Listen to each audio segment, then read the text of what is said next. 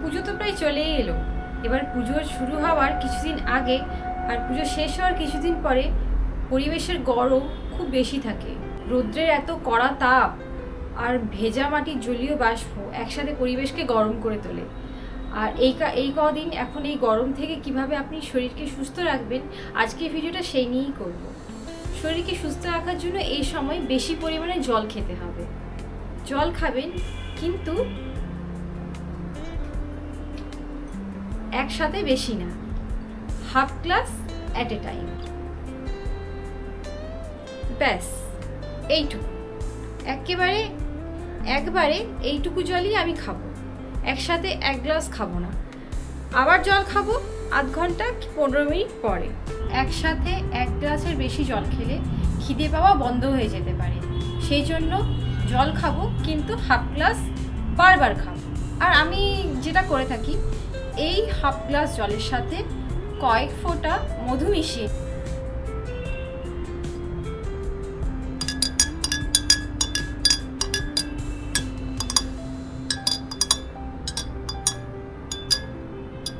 মাথায় রাখবেন, মধুর পরিমাণ যেন পুরো দিনে 1 চামচের বেশি না হয়। 1 চামচ মধু পুরো দিনের জন্য এনাফ।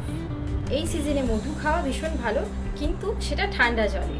যেহেতু পরিবেশ খুব গরম আর রোদের উষ্ণতাও অনেক বেশি, সেই জন্য আমরা চেষ্টা করব সবসময় একটু শীতল জাতীয় খাবার খেতে। গরম খাবার একটু অ্যাভয়েডই করার চেষ্টা করব।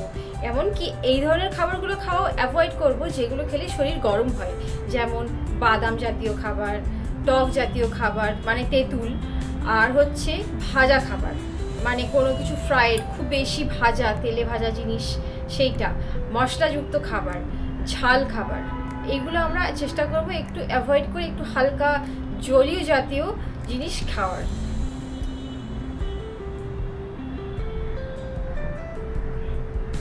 আমি তো নিজেকে এভাবে ঠিক রাখছি।